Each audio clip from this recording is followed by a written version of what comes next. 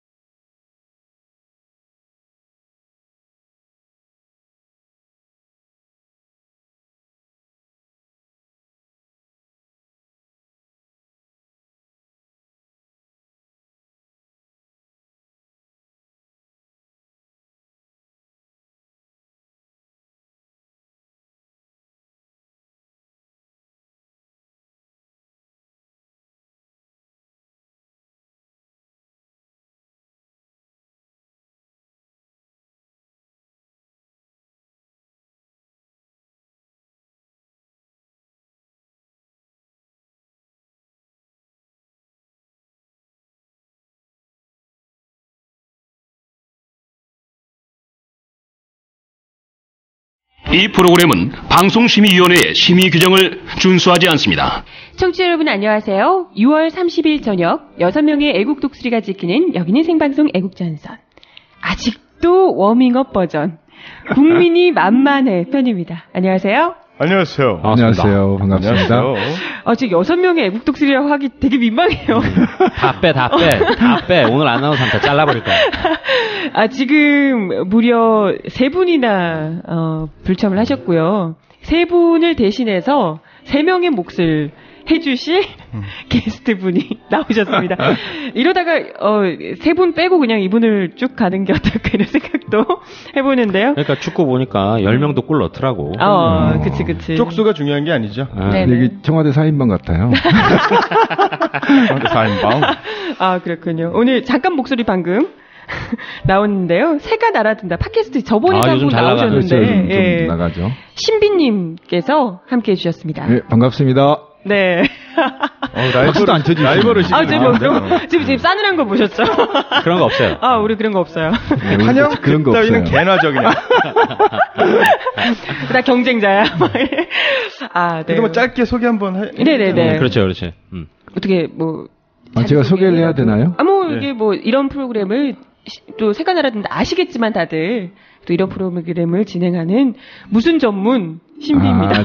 저희는 그 새가 네네. 날아든다에 하고 있는 네네. 길거리 운동파 짱돌이라고 해요. 그렇게 하면 다 알아봐요. 투쟁 현장은 언제나 나타나는. 네. 근데 신비는 무슨 뜻이에요? 그냥 미라클이죠. 신비? 어릴 때 친구들이 지어준. 뭔가 좀 되게 좀 여성스럽고 이런 느낌인데 약간. 제가 여성스러워요? 보는 사람마다 그렇더라고요. 신비라는 닉네임이 보통 이제 무슨 여신이나 그치. 환타지 만화에 등장하는 이런 느낌인데. 근데 제가 원래 그 꿈을 잘 꿔요. 예. 진짜 꿈이 아니라 몽상 꿈을. 이상주의자시군요. 그렇죠. 어제도 꿈을 꿨어요. 어떤 꿈이요? 제가 청와대를 진격하는데 짱돌을 양쪽 손에 진짜예요. 근데 오늘 제가 기분이 되게 안 좋았어요. 발가락이 2개가 잘린 거예요. 저처럼. 꿈에서? 예, 그런 꿈을 우리 나이 정도 되면 꿈이 기억이 안 나요. 그거 아시죠? 예. 40 중반 넘으면 꿈을 꾸는데 기억이 안 나요. 근데 그게 생생하게? 생생하게 나는 거예요. 왜 하필 발가락이지? 근데 발가락이 2번째하고 4번째가 잘리더라고. 뭐지? 그랬는데 오늘 별일 없었어요. 꿈 해몽 이런 거 해보셔야 되는 거 아니에요? 안 해봐요. 우리는 미신을 안 믿기 때문에. 아니, 꿈에 피 많이 나오면 좋다고 그러잖아요. 왜? 피는 그래요? 안 났어요. 그냥 잘렸어요? 잘렸는데 피가 안 나는 거예요. 뭐지? 희한하더라고. 밤길 조심하셔야 돼요. 몸 조심하셔야 돼요. 계속 이게 막 짱돌 들고 막 이러시니까. 괜찮아요. 제 호주머니에 항상 짱돌이 있으니까. 네. 아무튼 우리 지난번에 이어서 저번에도 한번 또 나와주셨는 새가 날아든다 팟캐스트 진행자들이 한 분씩 돌아가면서 저희의 빈자리를 이렇게 채워주고 계십니다. 지난번에 나무님이 나왔군요. 예. 네네네. 아무튼 오늘 저희가 제목이요. 국민이 만만해 편이에요. 이게 안 그래도 요즘 만만회가 또 청와대에서 완전 떴죠. 네. 만만회라 그래서 뭐야 이랬더니 네. 이름을 한자씩 따가지고 만만회더라고요. 그래서 가뜩이나 총리까지도 이미 버렸던 카드가 다시 유임이 되면서 그렇죠. 과연 이놈의 이 청와대 인사 시스템이 대체 누구의 머리에서 나오는 거냐 이런 지적들이 나오고 있는 가운데 만만회에서부터 나왔다 이런 얘기가 나오고 있습니다. 만만회라면 만자가 이제 2명이고 회가 한 명이라는 거죠. 그러면 이재만, 네. 그다음에 박지만, 네네. 정윤회 네. 이렇게 그렇죠. 되는데 박지만은 다들 알죠. 그렇죠. 뽕쟁이. 히로뽕 전문가. 박근혜 대통령의 남동생. 대한민국 그렇죠? 의료계의 대부, 향정신성 의약품의 어떤 글로벌 리더. 네. 박지만 씨. 또 육사 출신이죠. 그렇죠. 지금도 하고 있나요? 뭐를요? 약을? 그거야 모르죠. 그거 모르고. 근데 오늘 우리 그 애국전선 제목이 너무 좋아요. 국민이 만만해. 네, 근데 네. 그거를 오늘 딱 결정하고 나니까 오늘 또 박근혜 씨가 네. 우리를 만만하게 봤어요. 그죠. 예, 국무총리 연임에 관련해서 네. 입을 열었는데 정말 싸가지 없더라고. 난 그걸 듣고 정말 사고 날 뻔 알았어요. 법이 문제인 거죠, 이제? 대통령한테 싸가지를 기대한 국민이 싸가지가 없다. 아니, 그래도 최소한의 A를 지켜야 되는데, 그, 최소한의 A를 지키지 않았어요. 그래서, 만만해. 국민을 조수로 보는구나. 이런 생각이 들더라고. 네. 그게 뭐라고 했냐면, 국민의 눈높이만큼의 총리를 찾기가 어렵고, 청문회법이 너무 강해서 개정해야 되고 이런 이게 대통령이라니까요. 그럼 여태까지는 어떻게 한 거지? 청문회법. 청문회법이 아마 그 노무현 대통령 그렇죠. 시절에 만들어진 거죠. 그렇죠. 그때 그 노무현 대통령 때 그 노무현 정부 시절에 참여정부 시절에 그 장관이라든가 이런 사람들을 이제 고위공직자를 그렇죠. 임명할 때 이 그 청문회 관련된 법이라든가 제도가 만들어진 그렇죠. 거고 그것에 대해서 당시 한나라당인가요? 한나라당에서 막 더 엄격하게 해야 된다라고 주장을 해서 했었던 거. 그때 이제 노무현 정부 시절에 그 이제 그 노무현 대통령 주변에 있던 사람들 이거 너무 새누리당 그러니까 한나라당의 주장을 받아들이면 우리가 청문회 하면서 그 공직 후보자들이 되게 난처해질 거고 참여정부에 되게 타격이 갈 거다라고 그렇죠. 했더니 노무현 대통령이 이렇게 그래 하자는 대로 하자. 그러면 결국엔 쟤네들이 엮일 것이다. 근데 이제 그렇게 된 거죠. 그렇게 됐죠. 예. 아 근데 뭐 그런 것 따위는 법이라고 해도 일단 발에 걸리면 다 없애버리시는 분이라. 네, 그렇더라고. 아, 그죠. 그러니까 지금 청문회법을 이제 개정하라고 지시를 했잖아요. 네네. 이거는 정말 싸가지 없는 일이고 왜 그러냐면 노무현 대통령 시절의 장관들이 위장전입으로 다 낙마했어요. 그쵸. 기억나시죠? 그죠. 그렇죠. 근데 지금 위장전입은 아무것도 아니야. 군대도 안 가. 그건 기본 베이스. 예, 그 정도는. 기본도 안 돼. 아예 논의 자체가 안 돼요. 기자들도 그 그렇죠. 정도쯤이야. 그건 논의 자체를 안 하는 거죠. 네. 뭐 논문 표절, 뭐 제작거 표절하고 뭐 수당 수당 뭐 빼돌리고. 논문 표절도 한두 편으로는 안 돼요. 네, 지금 이 뭐 김명수 보통 보다 이런 5편 이상. 학이랑 승진 심사 논문을 표절해줘야 진정한 표절인 거죠. 그리고 뭐 아예 칼럼까지도 신문사에 내는 칼럼까지도 아주 대필해서 문창극 씨가. 네, 아주 쪽팔려서 어마어마하죠. 제자가 또 들고 일어나고 이거 개망신 사는 거지.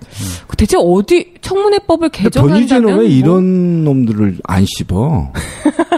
변씨는 희한한 사람이야. 글쎄요. 뭐 어쨌든 지금 사실 인사 책임이라는 것이 물론 김기춘 비서실장에게 뭐 있다고는 하지만 어쨌건 최종 책임은 박근혜 대통령이거든요. 그렇죠. 네, 법률상의 책임이 그렇죠. 있죠. 근데 그에 대해서 어쨌건 지금 뭐 한두 명이 아니라 줄줄이 이렇게 문제가 됐고 특히나 세월호 책임을 지고 물러나겠다던 사람을 다시 회전문 돌아서 데리고 온 거잖아요. 이렇게 되면 이 국민들의 분노에 대해서 어찌됐건 간에 뭐 본의가 아쉽든 어찌됐건 간에 사과는 일단 해주고 제 말이 아까 그죠? 그 얘기예요. 사과는 일단 죄송하다고 해야 되는 건데 그런 말 한마디도 없이 니들의 기준이 너무 높다. 높은가? 우리가 너무 높은가요? 너무 기대를 하나? 아니, 완전히 망가졌어요. 제가 이제 공무원 출신이잖아요. 지금 회식 상태지만. 근데 공무원은, 고위 관료 공무원들은 그 사회에 잣대가 돼요. 청소년들이나 국민이나 또는 기업들한테 잣대가 되는데, 이명박 씨가 이건 사실은 다 버려놨어요. 이명박 이전에는 매우 극도로 청렴한 공무원들을 국민들이 요구했다고요. 그쵸. 도덕적으로 완벽한 정부니까. 네, 완벽했어요. 아무래도 좀 이렇게 민주정부다 보니까. 오직했으면 유장전입 하나로 낙마했어요. 그렇죠. 그런데 지금 보면 그런 이유가 다 있어요. 그러니까 뭐냐면 공무원들이 그때 당시 공직사회가 청렴도가 1위였어요. 그러면 청렴도가 1위면 대기업들, 중소기업들의 청렴도가 높아져요. 같이 따라서. 그러겠죠. 네, 이게 잣대가 되거든요. 근데 공직사회가 지금 8인가 돼요. 오히려 민간보다 더 추락해 있단 말이에요. 청렴도가. 이렇게 되면 사회는 완전히 썩었다고 봐야 되고 그렇죠. 그런 바탕에서 지금 장관들 후보들 보통 3범 아니고는 채용이 안 돼요. 기본으로. 군대 안 보내고 카피하거나 네. 탈세하거나. 이게 기본이에요. 그렇죠. 이게 기본 거죠. 그러니까 완전히 무너졌다는 거 보고 그러면 역으로 공직사회도 완전히 부패했다고 보시면 돼요. 윗물이 쓰레기니까 네. 밑에는 더 왜 삭삭했을 그러냐면 단적인 예로 이제 제 사촌 동생이 모 시청에 그 전자제품을 넣는 컴퓨터나 이런 거 메모리 넣는 조달한 친구였는데 제삿날 만났어요. 나는 형 같은 놈을 제일 싫어한대. 그래서 왜 그랬더니 돈 안 받은 새끼들이 일도 못하고 까다롭게 군다는 거야. 돈 받은 놈 일도 잘하고 대급도 빨리 준다는 거야. 돈 받으면 잘하지. 민간인이 그런 시각으로 봐버리면 끝난 거예요. 돈을 줘야만 일이 풀린다 이렇게 생각하는 것 자체가. 아니 이게 돈 받은 놈 일을 잘한다고 느끼고 생각하는 거예요. 일종의 급행료 같은 거 주면 그렇죠. 예. 컴퓨터 같은 거 10대 넣을 거 그러니까 이런 게 있어요. 공부 많이 사람 잘 모르는데 컴퓨터를 사면 내가 담당자가 이거를 대금을 지급해야 할 기간이 법으로 정해져 있어요. 보통 공사 대금은 10일. 예. 원래 15일이었는데요. 노무현 대통령 때 10일로 축소했어요. 이게 갈수록 축소가 되긴 하나. 그러면 예를 들면 10억을 지급한다고 쳐요. 근데 예쁜 놈은 바로 첫날 돈 지급하고 미운 새끼는 15일 날 그것도 저녁 6시에 기한해서 넘기면 다음 날 17일 만에 주거든. 16일 만에. 그렇게 해서 골탕을 먹인다고. 예를 들면 뭐 토요일 날 일요일 날 끼고 연휴 끼고 담당자 교육이나 연수기간 빼고. 그러니까 이제 그런 뭐 먹은 놈이 먹으니까 잘해줄 거 아니에요. 그런 식으로 기업하는 사람들이 머리가 돌아가면 끝나는 거예요 이미. 그래서 바로 그런 차원에서 그 하위소득 들이 더 이명박과 박근혜 정부 하에서 더 못 살게 굴고 그쵸. 그다음에 중산층이 무너지는 계기가 된 거죠. 왜냐하면 민주주의는 페어플레이가 없으면 무너지거든. 그죠. 이게 생명이에요, 페어플레이가. 왠지 그 생각나요. 저는 그 영화에서 범죄와의 전쟁, 나쁜 놈들 전성시대 그 그렇죠. 영화에 보면 그게 현실인 거예요 지금. 네, 그게 되게 옛날에는 저랬구나 약간 이런 생각하면서 저는 봤었는데 어쩌면 지금 현재 다시 그때로 돌아가서 공무원들이 위에서 그렇게 썩은 물이 또다시 그렇죠. 이렇게 하니까 사실 그걸 보면서는 요즘에는 안 그렇겠지 옛날에는 저랬지만 이렇게 생각하면서 봤었는데 오히려 그게 다시 또 그 범죄와의 재구성에서 그다음에 저기 있잖아요 김무성이 제가 실수했네요 저기 김용판이 무죄 나오잖아요. 그렇죠. 그게 그 영화하고 대비해봐요 똑같아요. 똑같잖아요. 그쵸. 그 대신 이제 그 판결한 판사들은 이후에 이제 승승장구를 보장받는 거죠. 그죠. 그쵸. 역대 그랬던 것처럼. 대단한 거죠. 지금 저기가 그렇죠. 이병기가 이 심각한 사람. 주일대사였다가 지금 그 국정원장. 네, 국정원장. 이 심각한 사람이잖아요. 그런데 지금 명기 뒤에 숨어서 그죠? 김명기 뒤에 숨어서 지금 전혀 이 사람의 문제를 거론하고 않지만 이 사람 지금 대단하게 그죠. 사실 가장 큰 방패막이는 문창극. 거기 지금 임명장 받지 않았나요? 누구요? 국정원장이요? 네. 아니요. 안 받았나? 다음 달 한 10일경에 청문회 갈 거예요. 맞다. 지금 청문서 제출됐으니까. 김명수인가? 그 사람은 교육부 장관 내정자하고. 그래서 그 사람은 그 낭만시킨다. 지금 새누리당에서도 낭만해야 되지 않냐? 네, 새누리당에서 거기까지 나오는데 근데 그게 내가 볼 때는 이병기를 지키기 위한 그렇게 될 거예요. 버리는 카드? 버리는 카드고 한 사람 버려야 돼요. 뻥카. 사실 박근혜 정부에서 교육보다는 국정원장을 지키는 게 핵심이죠. 그죠. 어떻게든 원하는 사람을 꽂는 게 가장 중요할 테기 때문에 아마도 그러네요. 근데 제가 볼 때 이번 후보 전체가 자격이 없어요. 그죠. 이거 더 하고 덜 할 사람이 없는데 다 마찬가지인데. 근데 그거에 대해서 최고 통수권자가 자기 미안한 감이나 국민들한테 죄스러운 마음을 갖지 않는다는 거. 오히려 청문회법을 뜯어 고쳐야 된다. 이따구로 정말 싸가지 없는. 네. 오늘 아침 뉴스를 보니까 뭐 이제 청와대에서 이제 뭐 회의를 하는데 그렇죠. 그걸 하면서 이제 언급을 한 게 그 박근혜 대통령이 이번에 그 총기 난사 사고로 사고 당한 희생 장병들 그렇죠. 하면서 뭐 좀 애도를 표한다라고 하는데 핑크색 옷을 입고 왔더라고요. 그러면서 이제 청문회가 국민의 눈높이 맞추기 어렵다 뭐 이런 식으로 얘기를 하고 그랬는데 기본적으로 이제 자세나 준비가 좀 안 되어 있는 거고 제가 봤을 때는 이런 장관 내정자라든가 국정원장 내정자라든가 비서들 이런 걸 내정을 할 때 예전에는 그래도 원칙이 있었어요. 예를 들어서 고소용 라인. 그렇죠. 뭐 이런 맞아요. 거라든가. 근데 지금은 누가 차기 총리, 누가 차기 장관, 뭐 비서실의 비서, 수석 비서 내정자인지 하마평에 오른 사람도 거의 뭐 이제 뭐라고 생뚱맞죠. 그렇죠. 이게 그러니까 안개 속에서 누가 물망에 오른다. 그러면 그렇죠. 대충 한 8명 정도 하면 2-3명은 맞고 이래야 되는데 지금 전혀 안 맞지 않아요, 지금. 그렇죠. 예상 외 인물이고.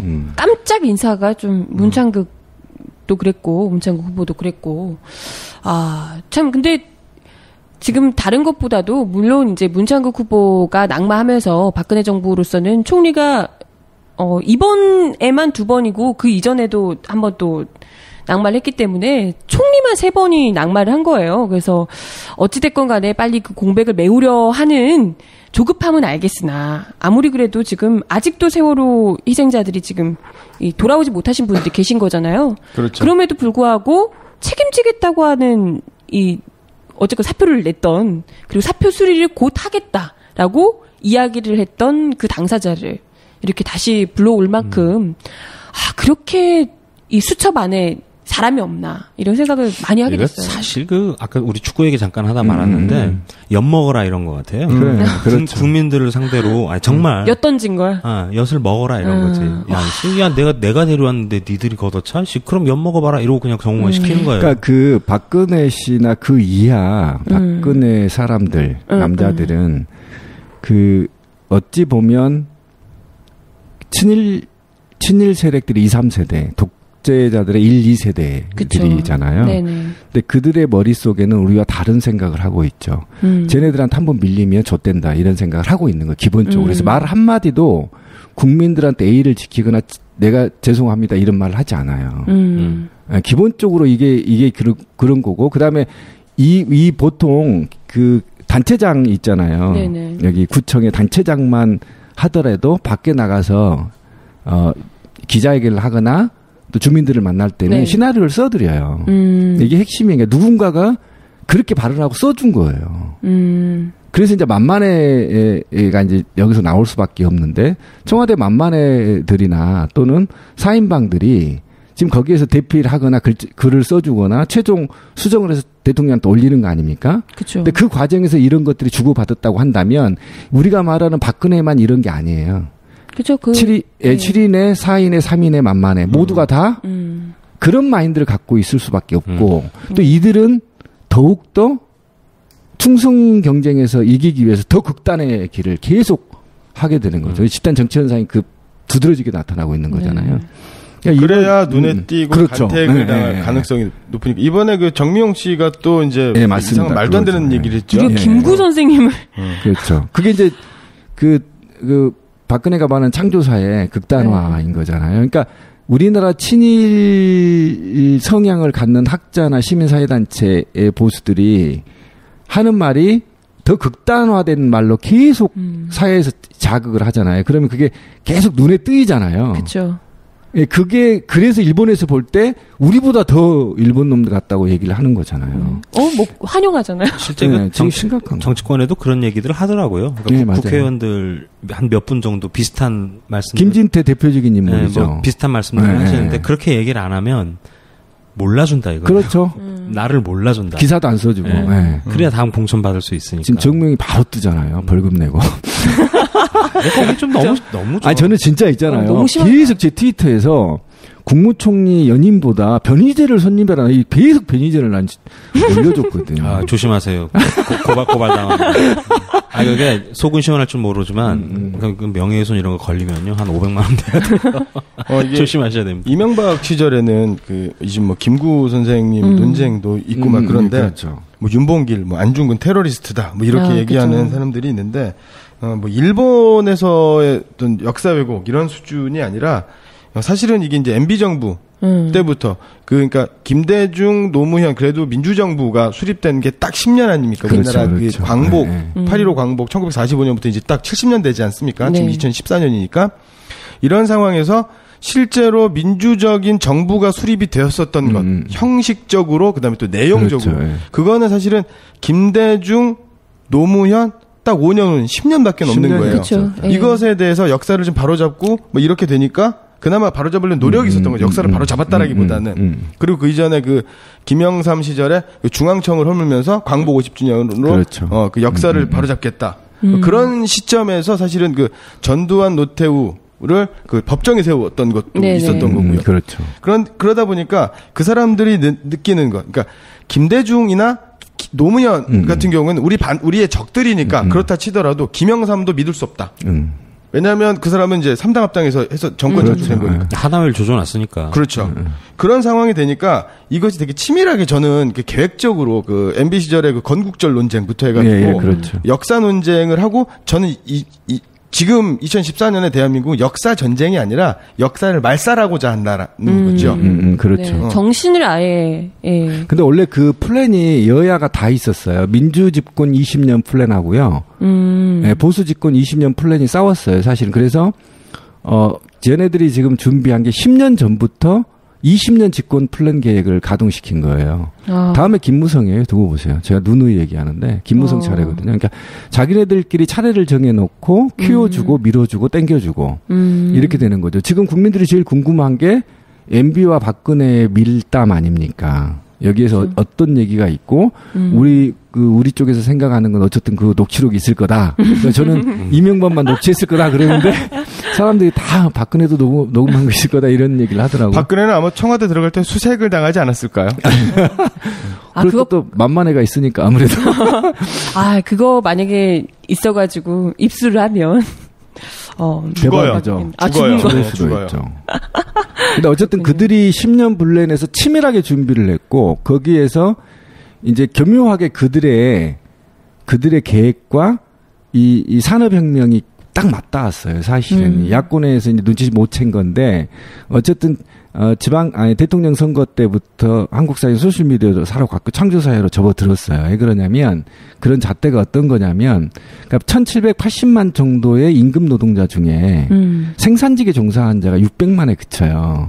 나머지 다 서비스업이에요. 이미 창조 사회로 가는 거 이제 무에서 유를 창조해서 먹고 살아야 돼 대한민국은. 그런데 이제 그런 상황에서 어떻게, 이제, 뭐가 권력이냐. 총칼이나 이런 게 권력이 아니에요, 사실은. 미디어가 가장 큰 권력이거든요. 그러니까 그렇죠. 미디어를 장악하면 계속 정권을 재창출할 수 있다고 보고, 네네네. 이것이 국민들을 새로운 식민지성에 교육시키고, 의식화시키는 최고의 미디어를 장악하는 것 뿐이죠. 그래서 이네들이 이제 대통령 선거에 빅데이터 사용했다는 거 아니에요? 근데 그때 야당에서는 빅데이터가 뭔지도 몰랐어요. 거기에 시발단을 만들고 군할단을 만들고 보훈처에 등등 종합적으로 컨트롤 타워가 있었죠. 네. 그다음에 거기서 이미지까지 전문가를 들여와서 색깔, 이미지, 키워드까지 다 뽑아낸 거죠. 이건 완전한 미디어 승리거든요. 근데 그렇게 해서 준비를 해서 한번 보세요. 문창중이 사건을 한번 보면 윤창중이 사건을 문창극 사건을 보면 도저히 한국 사람을 할 수 없는 발언이었어요. 예전 같았으면 만약에 10년 전이었으면 이렇게 돌 맞아 죽었어요. 맞아요. 10년 전만 해도 돌 맞아 죽어요. 어딘가에 모르게 누군가 던졌을 거예요. 네.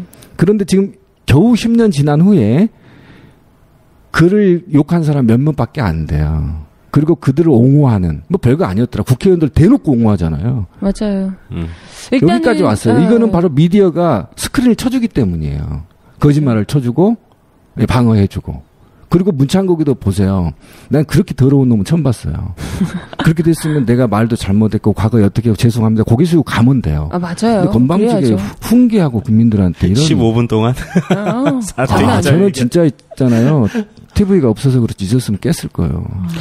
그러면 인간이 아니에요, 걔는. 제가 이제 궁금한 게 있는데 그런 계획이라든가 예를 들어서 아까 이제 빅데이터 말씀을 하시기도 했는데 어찌 보면 그런 것들이 실제로 검증되거나 증거가 안 나오는 예를 들어서 음모 내지는 그렇다 카더라라고 이제 썰 정도인데 이것을 사실은 그러니까 지난 대선 때도 부정선거였네. 뭐 어쩌고 저쩌고 이런 얘기 되게 많았단 말이에요. 그럼에도 불구하고 그 이제 야권에서는 그렇죠. 그 뭐 이제 문재인 후보 측에서는 뭐 이렇다 할 대응을 하지 않았다라는 거. 그러니까 그렇죠. 아까 말씀하셨던 것처럼 보수 집권 20년 플랜, 뭐 민주 집권 20년 플랜, 뭐 50년이든 20년이든 뭐 그런 플랜을 가졌음 하기도 하고 그런 게 있을 것 같기도 하기는 해요. 그런데 그렇죠. 그러면 새누리당 그 수구 세력이 그런 계획이라든가 그런 플랜을 가지고 실행에 옮길 때 나는 그 민주당 내지는 그런 야권에서는 어떤 걸 하고 있었느냐. 근데 저는 이제 그런 게 되게 궁금한 거죠. 그러니까 무기력하니까 놀 수도 있었는데 아니요, 그 시대 변화를 받아들이지 못했어요. 제가 이제 여기서 공개방송에 말을 못하지만 깊게 관여를 했었는데, 그러니까 예를 들면 이런 거예요. 시발단, 구갈단 온 기관들이 총체적으로 나서서 여론을 굴절시키고 있는데, 가첩단 사건만 확대되고 막 천안함 확대하고 막 NLL 얘기 꺼내고 난리를 쳤잖아요. 예, 그런 게 정원이 그랬죠. 그렇죠. 전 기관이 다 나서 보훈처까지 나섰어요. 그러니까 다 나서서 하고 있는데 문재인 후보의 캠프에는 SNS 소셜 미디어단이 없었어요. 자발적으로 깨어있는 시민들이 알아서 한 거죠. 방어하고. 조직적으로 할 수 없었다는 거지. 그런데 그 대통령 선거 때 오후 3시에 김무성의 문자 기억하세요? 네, 그렇죠. 이게 그냥 출구조사에서 나왔을 거라고 생각해요. 아직도 우리 쪽에서는 그런 생각을 해요. 그 치밀하게 전문가들이 빅데이터 분석해서 지금 몇 프로 주고 있는지 체크하고 한 거예요. 그렇게 애들이 간단한 애들이 아니고요. 그다음에 로드 엑셀 창시자를 당시 미국에서 데려와서 분석 다 했고요. 다 했어요. 그러니까 미리 한 차원 제가 그래서 저희 방송에서도 새누리당은 적어도 지금까지는 한 차원 앞섰다. 한 시대를 앞선 선거 전략을 했다. 한두 번 해본 게 아니니까요. 네, 그런 식으로. 네. 그러니까 빨간색을 한번 생각해 보세요. 빨간색이 원래 자기들 게 아니었거든요. 갖다가 자기 걸로 써서 대통령까지 만들어내잖아요. 이건 대단한 거예요. 그러니까 제가 이제 문제 제기를 하는 게 이제 그런 거예요. 그렇게 그 정황 증거, 그다음에 또 정서적인, 심증적인 증거가 있음에도 불구하고 그렇죠. 왜 민주당 또는 야권에서는 그것에 대해서 지적하는 사람들이 없냐라는 게 뭐냐면 뭐 다음이라든가 카페라든가 이제 소셜 네트워크 상에서 SNS 상에서 문제 제기는 부정선거다 내지는 뭐 세월호가 뭐 다른 이유가 있었다 뭐 천안함이 다른 이유가 있었다 이런 얘기는 많은데 왜 그 중에 그 조직적으로 대응하지 못했다 하더라도 그 중에 국회의원이든 뭐 책임 있는 그 당 관료라든가 이런 사람들이 왜 지적하고 그것을 공개적으로 드러내지 못하느냐 문제 제기하지 못하느냐라는 거거든요. 근데 많이 했죠. 많이 했는데 그게 그 개인적이었던 전청래 의원부터 해서 지금 다 기억나죠. 소수인들 장하나 의원부터 뭐 피터지게 싸웠잖아요. 사실은. 그런데 그 박영선 원내대표도 그냥 의원 시절에는 그렇게 치고 했었잖아요. 네. 그래서 나는 박영선 원내대표 됐을 때도 사실은 뭔가 변화가 있을 거라고 생각했어요. 근데 저는 뭐 이 방송 뭐 국회의원 들을지 모르겠지만 저는 이미 그 국회의원이라 하면 우리나라 최고의 지도자층이고. 그죠. 예, 세비를 36억이나 받는, 그 다음에 보좌가 7명이나 나오고, 그 다음에 3000cc 차가 나오는 사람인데, 뭐 지속성을 갖고 싶지 않겠어요. 저는, 그래서, 특별하게 자기들이 생각하는 방식으로 저항하고 바꾸려고 하지, 우리가 바라는 방식은 안 되는 거죠. 저는 이런 측면에서 보면 참 한심해요. 솔직히 한심. 그러니까 지금 어찌됐건, 이명박 정부부터 박근혜 정부까지 이어지는 데까지는 어쨌건 그 플랜이 성공한 거란 말이에요. 새누리당에서. 그렇죠. 네. 그러면 차기도 뭐 20년이라고 했으니까 한 2번의 정부를 더 지금 생각을 하고 있다는 건데 이미 지금 뭐 한 번을 졌으면 지금 사실 이명박 정부부터 진 거니까 2번을 진 거죠. 2번 진 그러면 차기 이제 대충 어떤 식으로 얘네가 하고 있다라는 걸 이미 이제 분석을 좀 한 거잖아요. 그렇죠. 2번을 거치면서. 네. 그러면 이제 명기쌤이 얘기하신 게 그런 류인 것 같은데, 그러면 이제 야권에서는 어떻게 또 할 거냐. 저는 이게 이제 필요한 것 같아요. 질 거라고 봐요. 다음도 질 거라고 보는데. 끔찍해.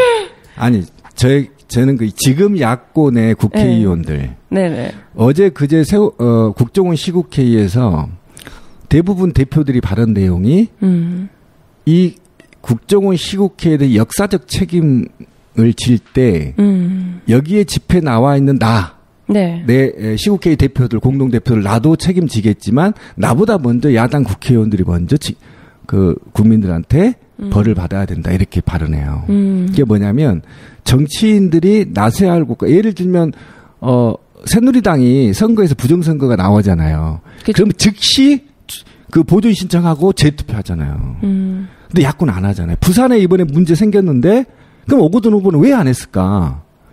한번 까보고라도 막 그 신고 들어왔잖아요. 그 번호표 없는 거 집어넣고 그랬다고. 그런데 왜 보존 신청을 안 하냐? 굳이 야권들은 국민의 눈치를 너무 많이 보고 있는 거잖아. 이런 식의 사고를 가진 야권 정치인들이 있는 한 다음에 절대 못 잡아. 왜 그러냐면 노무현 대통령 시절에 그 민주 20년 장기 플랜 계획서가 이미 새누리당이 다 가져갔어요. 그래서 한국인들한테 컴플렉스가 있어요.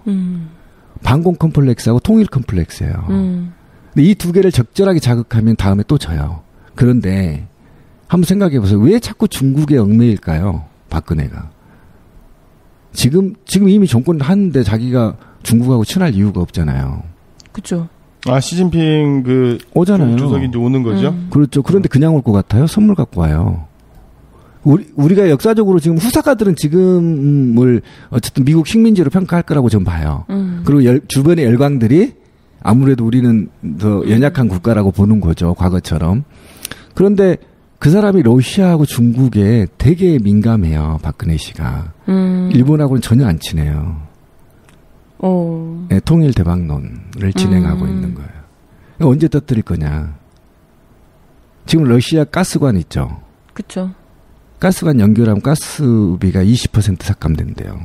근데 북한이 아직 허락을 안 했어요. 근데 이유가 뭐냐면 북한에서 기름을 빼먹을 거다 이렇게 얘기했어요. 가스를?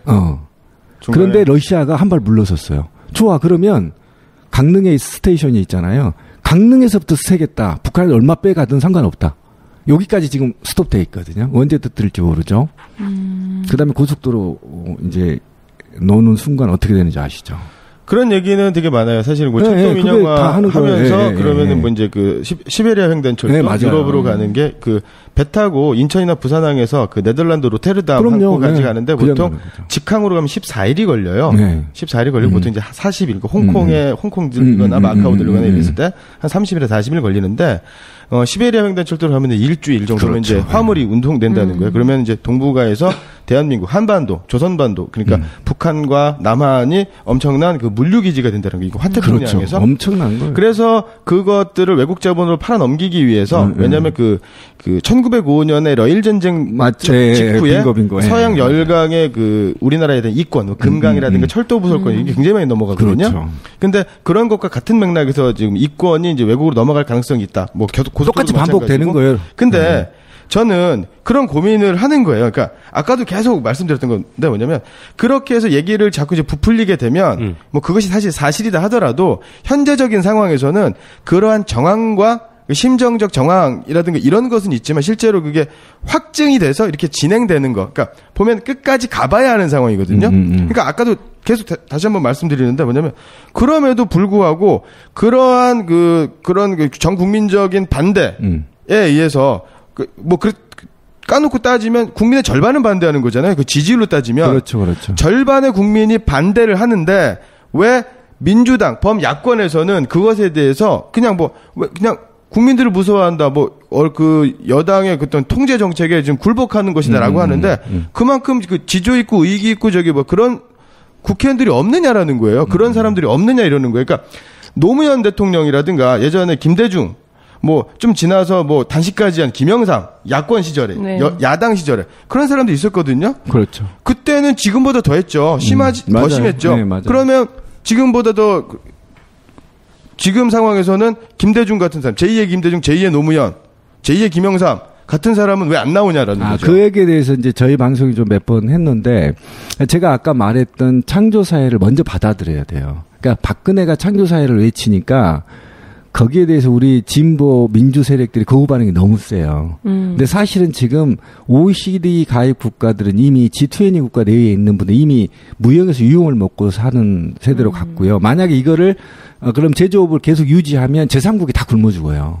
지금 세계 경제가. 그러니까 제3국으로 계속 줘야 걔네들도 이제 경공업, 중공업 만들어서 먹고 사는 거고 우리는 그러면 지식 기반으로 한 ICT를 중심으로 한 새로운 창조 문화. 이게 지금 절실하고 실제로 우리 사회가 급격하게 변해가고 있거든요. 그런데 이 창조 사회는요. 실제로 정신 분열 사회라고 해요. 네, 학자들이. 그리고 좌뇌형보다 우뇌형에 가까운 사람들이 그 잘 먹고 잘 사는 이런 같은 문화가 있어요. 네. 문화가 있는데 그런데 이때는요. 이전에 그 지식 정보화 사회나 그다음에 산업 사회에서는 대중들이 영웅을 기다렸어요. 그렇죠. 근데 창조 사회에서는 대중이 영웅을 기다리지 않아요. 본인이 영웅이 되고 싶어해요. 모두가 다. 그리고 본인이 그다음에 교수나 학자들이나 이런 사람을 선망하지 않아요. 네가 아는 지식은 이미 다 이 핸드폰 안에 들어있다고 보는 거예요. 그러니까 예를 들면 이런 거죠. 내가 아파. 예전에는 그런 병원에 가서 내 변명을 알았어요. 그렇지 않아요. 지금 네이버 가서 다 뒤져봐요. 그리고 지가 의사보다 더 잘 알고 가요. 그래서 물어보면 그 증상에 대해서 물어보면 그 안과에 딱 찾아서 가면 그냥 처방전만 받는 거 3분도 안 걸리죠. 그쵸? 그래도 자기 갔다 와서 또 다 이렇게 뒤져서 다 보고 약 분석까지 다 해요. 이 약을 먹으면 저 같은 경우는 집사람이 이제 그거죠. 어디 아프면 약을 이렇게 찍어서 보내요. 그러면 의사한테 내가 요구를 해요. 이거는 이거하고 겹치니까 이걸 빼주세요. 그럼 다 의사가 시켜서 해줘요. 골 때리는 사회가 됐어요. 아니, 그러니까 그래서 잠깐만. 근데 대중들이 영웅을 기다리지 않고 영웅이 올라오면 죽여요. 흠을 잡아서. 대부분 그래요. 그런데 이 가치는 지식과 어떤 그 정신, 철학의 가치에 말하는 거고요. 그런데 이보다 더 무서운 게 있어요. 대중을 하나로 묶을 수 있는 건 돈밖에 없어요. 창조사회. 네, 돈. 돈 아니면 영웅인데 지금 사회에서는 제가 평가하기엔 적어도 영웅보다 돈이 더 중요한 사회예요. 뭐 박근혜 정부가 지금 계속해서 이명박 정부부터 그랬죠. 예. 그러니까 돈에는 사람도 돈으로 보고요. 사람보다 돈이 더 중요하게 여기는 사회가 돼버렸죠. 저는 이게 결국은 권력이나 자본보다는 우리 이 국민들이 너무 신자주의에 노출된 후에 발생되는 정신 분열적 성향이 있다고 봐요. 예를 들면 지금 야권의 지도자들 누가 있어요? 얘기해 보세요. 아니 그러니까 왜 그런 지도자들이 나타나지 않냐라는 거지. 그렇게 지도자까지 나타나는 게 아니라 지도자는 대중이 만드는 거거든요. 대부분 만들어서 취향하고 그렇죠. 올려주는 거잖아요. 근데 지금 야권에서 김대중 씨나 또는 백교환 선생이나 예전에 80년대 싸웠던 사람들처럼 정말 목숨 걸고 싸우는 지도자가 없어요. 그런데 지금 운동권에 보면 그 문재인 의원을 나서라 노무현처럼 이렇게 요구하고 있지만 안 나서잖아요. 그렇죠. 그럼 누가 나설 거냐? 그러면 없는 거잖아요. 아니 그래서 국회의원들이나 야권에서 안 나선다는 거예요? 그렇죠. 그래서 지금은 야권이 승리하려고 한다면 딱 한 가지밖에 없다고. 영웅을 기다릴 게 아니라 집단 지성을 이용할 수밖에 없어요. 집단으로. 그런 사회가 왔는데 근데 이게 아직 정립이 안 돼 있기 때문에 우선 돈이 우선인 거예요. 그러니까 돈으로 컨트롤된 집단이 승리하게 되는 거죠. 그래서 저는 다음 대통령도 질 수 있겠다. 이런 생각을 진짜 무섭게 해봐요. 저는 그 신비님하고 지금 생각이 조금 다른데요. 이미 18세기나 19세기 조선 후기로 가게 되면 우리 이제 고등학교 1학년 교과서에 봉산탈춤이라는 구절에 말뚝이가 취발이라고 하는 중소 상인이 나옵니다. 그러면서 그때 무슨 얘기를 하냐면 뇌물을 받았는데 시대가 금전이면 그만인데 이런 구절이 나와요. 그렇죠. 그러니까 그때부터 이미 금전 만능, 그러니까 영웅이라든가 근데 그렇게 보면 세도 정치 순조가 그렇죠.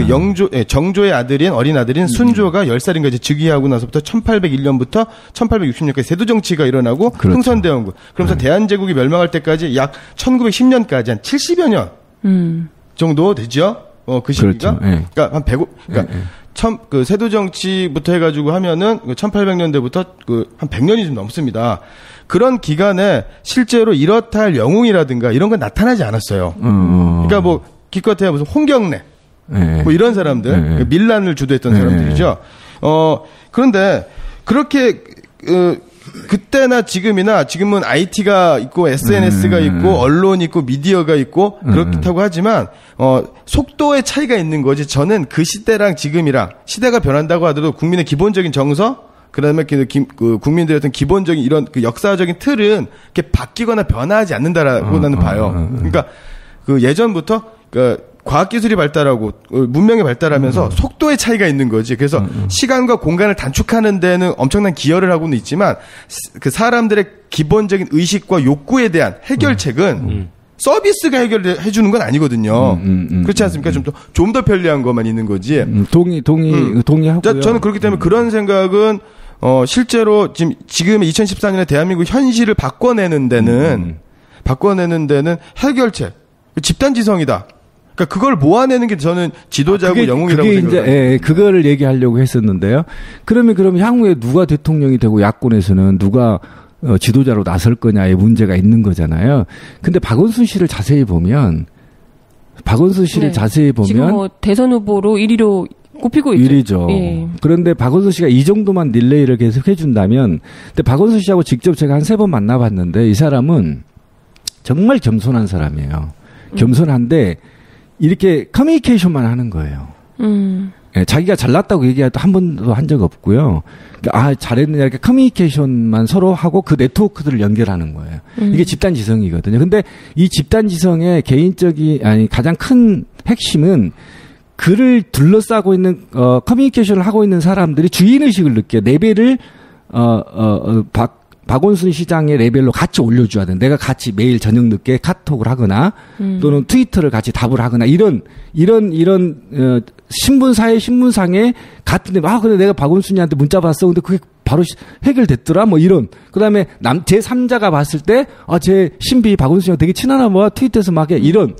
이런 커뮤니케이션이 집단 지성이고 그다음에 그 집단 지성들이 만들어가는 국회의 법안 개정 문제 등 또는 국가 문제 적폐들을 해소하는 데 있어서 국민들의 의견들을 직접 받아서 올려버리는 이런 거라는 거예요. 예전처럼 김대중 씨나 노무현처럼 따라와. 내가 잘할 수 있어. 그러면 그 밑에 이하에 따르는 사람들을 교육하고 훈육하고 이런 방식의 리더십을 절대 나타나지 않는다. 난 이렇게 보는 거예요. 아니면 돈으로 하든가 둘 중에 하나. 근데 새누리당은 돈을 선택했고요. 우리는 집단지성을 암암리에 지금 선택하고 있어요. 근데 이게 싹트는 과정이기 때문에 박원순 시장이 어떻게 이들을 장악할 거냐의 문제는 하나의 관전 포인트죠. 사실. 그러니까 이제 박원순 시장의 예를 들어서 이제 그런 건데 그런 거는 뭐 똑같은 거예요. 국민들의 요구가 있었는데 예를 들어서 뭔가 좀 나서고 싶은 사람 내지는 뭐 권력 의지가 있는 사람, 세상을 바꿔야겠다. 그 앞에 내가 헌신하겠다라고 하는 사람들 역사적으로 되게 많았어요. 성공한 사람들도 있었고 김대중 대통령이라든가 이런 분처럼 그 나름대로 성공해서 바꾸려고 노력했었던 분도 있었던 것도 사실이고.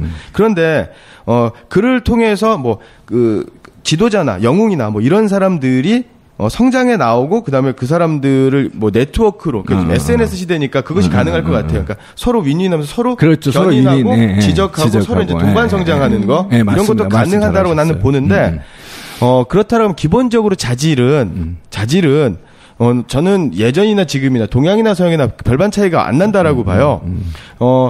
그 신비님의 주장이 맞다라고 하면 그러면 공자나 맹자 같은 사람들이 정치 지도자가 된다라는 거거든요. 근데 저는 그것에 동의하지 않고 왜냐면 박원순 시장 같은 경우가 아니라 다른 지도자라고 하더라도 지도자라고 되려고 하면 지도자의 덕목이라는 거 있는 거 리더십. 그렇죠. 리더십이 예전과 같은 뭐 카리스마적인 통합 리더십. 리더십이든 아니면 뭐 말씀하신 대로 네트워크를 중심으로 해서 사람들과의 어떤 그 연대 의식을 좀 더 강화하는 통합의 리더십일 수 있는 거고요. 그런데 보다 중요한 것은 그 지도자라고 일컬어질 만한 사람의 어떤 삶의 행적이 대단히 중요하다라는 거죠. 중요하겠죠, 그런데 뭐 박원순 씨든 뭐 문재인 씨든 소위 뭐 그 잠재적인 대권 후보 정몽준이라고 하든 뭐 이런 사람들도 기본적으로 계속 안 됐었던 게 뭐냐면 그 사람들이 살아왔던 과정이 현재의 모습에 가리워져서 그 사람들의 과정이 조명되지 않았다라는 거죠.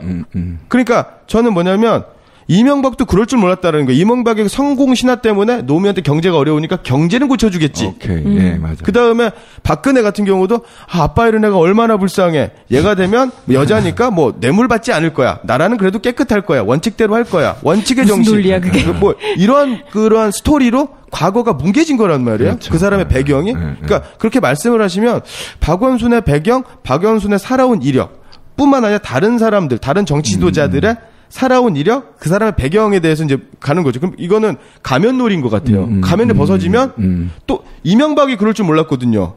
그렇지 않습니까? 그다음에 또 박근혜가 이 정도일 줄은 몰랐거든요. 예상은 했지만. 그렇죠. 그러면 또 다른 그런 것이 재반복. 이게 사실 오늘 방송 제목이 국민이 만만해잖아요. 네. 네. 그런데 이게 차기 대선. 그러게요. 저는 지금 살짝 좀 자리가 돼서.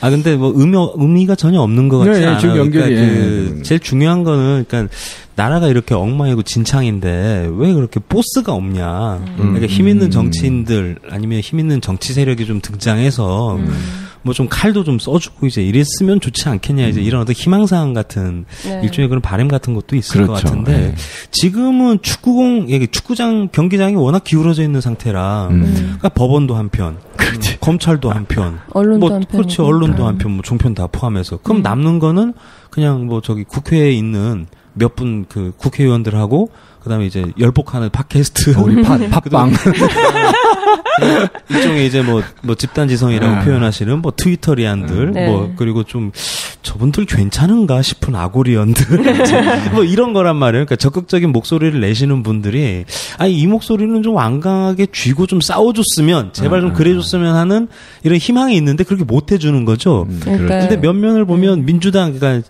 지금 그 야당이 역대 최고 야당이란 말이에요. 그렇죠. 그러니까 지난번 총선 때 야권 네, 제 말이요.